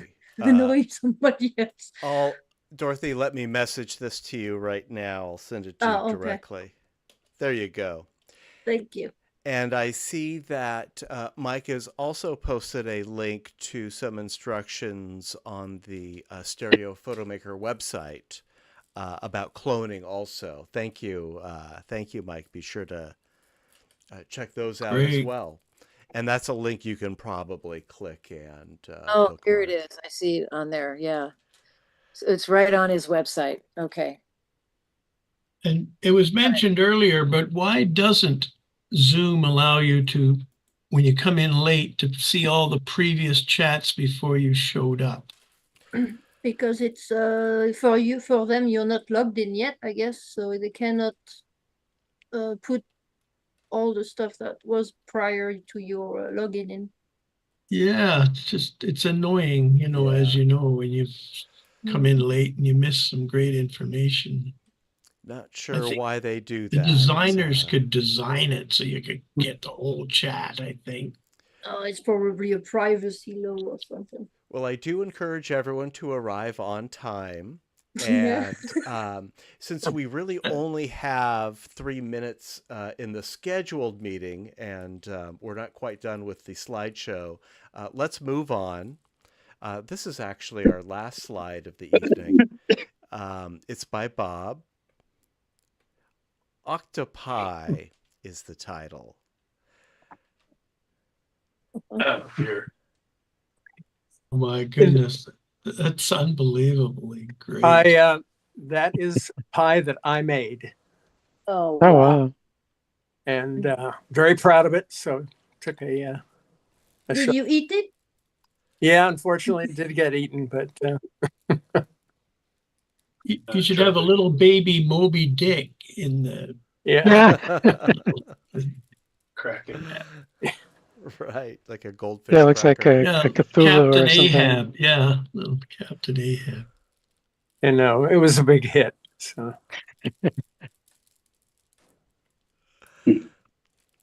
Very creative. I have another shot of it half eaten and my cat looking up at the table. Disappointed. She does love seafood. Which camera did you use for this one? For the almost macro shot? No, this was my iPhone 15 Okay. Max. Cha-cha. Yeah. Okay. One octopus that doesn't move. How in the world did you get the serrations on the legs, on the tentacles? Yeah, that let's see, what did I do to do that? Little wheel that you can do that with. Yeah, I'm just trying to think. I think there was a wooden roller that I could roll over the flour to get that, and then or it just might have been a lot of knife cuts in it. There is a recipe online. If you Google octopi, you might find it. Well, Are those blueberries? yes, those are blueberries. Bet it was good. Oh, It looks good. it was delicious. Well done. And I Thank you, had Bob. apple and blueberries in there. Lovely. Well, thank you, Bob. Thank you, everyone. That's the slideshow. But of course, we're not done yet. We're going to make our selections in tonight's poll. I'll put a link to the poll in the chat, and we have the link on this slide, as well as a QR code if you want to use your smartphone or tablet. This is a ranked choice poll, and I've got a spiel here. Here we go. Rank these stereo photos by dragging the items in order of your preference, favorites on top. Please drag your own titles to the bottom of the list. We don't vote on our own photos. All the titles can be organized, but move at least 3 of your favorites from tonight's slideshow to the top of the list. Everyone's poll will be in random order, so this will be I think, a fair representation. I am going to go through the slideshow one more time. I'll announce the title and the maker.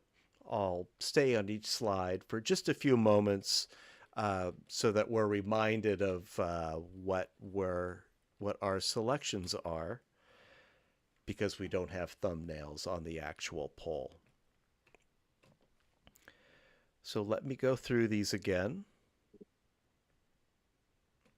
And again, if you're watching on the YouTube or Twitch stream, there may be a bit of a delay. The first 4 are by Lee Pratt. This is the wave map, followed by Desert Contrast by Lee.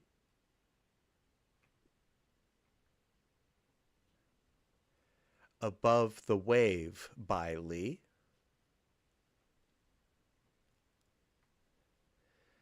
Between Coyote Buttes by Lee.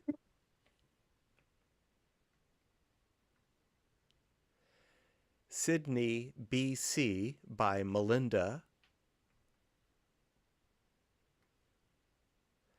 Shasta Daisy by Ed. Two-Pack Tribute by Matt.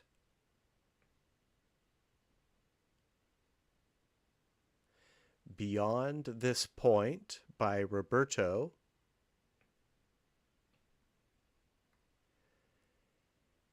Eddie 51st by Bob.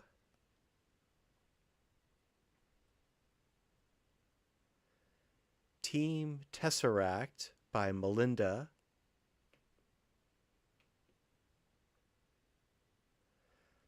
Alameda Record Swap by Matt.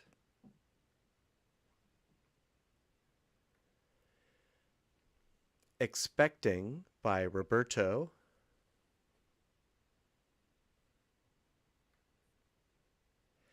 Gabe's Bowling Birthday Party by Bob.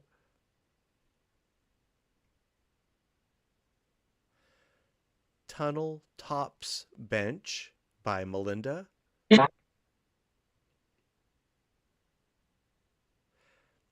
Anthony McCall First Light by Matt.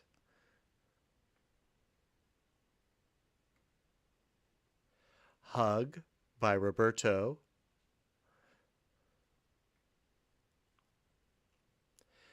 Bets in Show by Bob.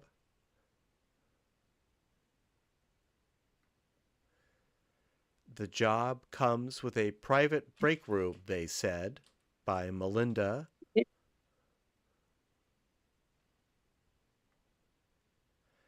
Family in Focus by Matt.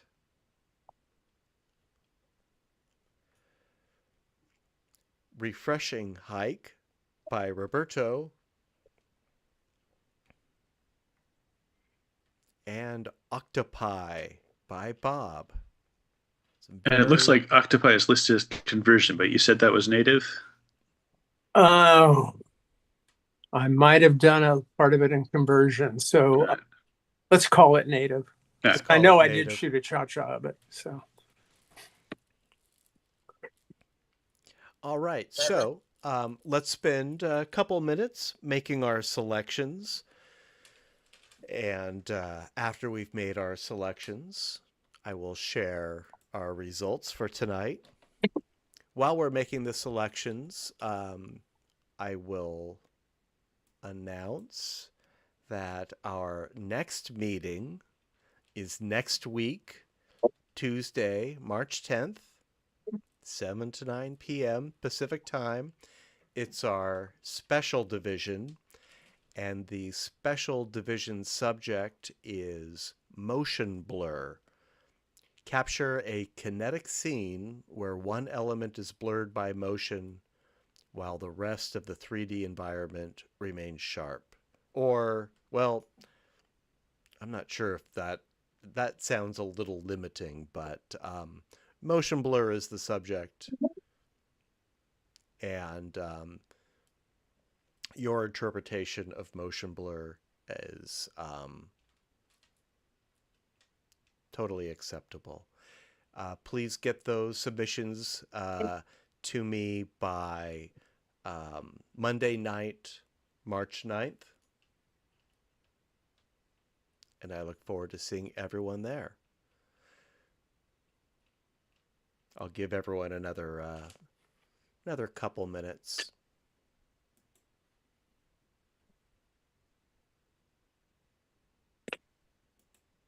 Is there a Facebook group or something where we can add all the tips and everything that we discussed during the sessions, maybe to get Not a bad idea. to keep all the tips from the sessions? That's a good idea.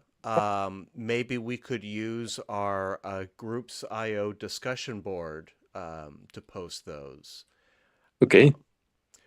Now, I don't really have a note taker, so I don't always keep track of these tips. Roberto, would you like to volunteer to be our note taker, our tip master for our discussion board? Okay. Go for it. I would really appreciate that. All the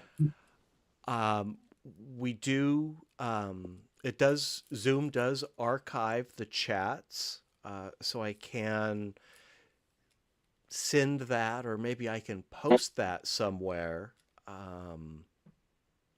Let me think about the best way to do this. I think it would be a good idea to do something with this information that we've been collecting, and of course we do keep recordings of the slideshow on YouTube, and that includes our discussion as well.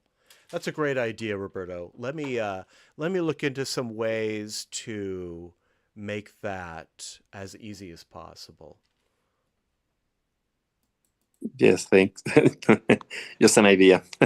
I don't want to draft you into a chore, but No. I think there's a way that we can make that happen without too much effort. Yes, Okay, and maybe the always transcript- recall. Say that again, Dorothy. I'm sorry. Yeah, do you have the transcript since you're recording the show? We're not actually recording the meeting. That's something that we could start doing, but what I was referring to was the chat log, because Zoom does save a log of the chat, which I think would be really handy. But there's probably also some information that's not captured in the chat, such as our conversation about cropping in Stereo Photo Maker earlier tonight, that would be good to post somewhere. So let's think about that. Let's think about the best way to do that.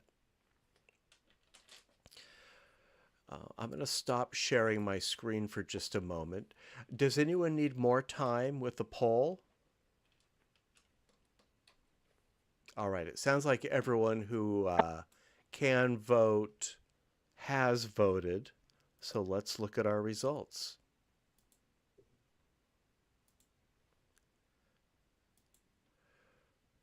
All right. You should see our results. Lee, it looks like your we'll call your Desert Contrast our first place selection tonight. Melinda's Sydney, BC as a second. Melinda's The Job Comes with a Private Break Room, they said, as third. And Lee, your Between Coyote Buttes, we'll call that fourth place tonight. Very strong contenders tonight. This is a tough selection to make. And a lot of high scoring images. So well done, everybody.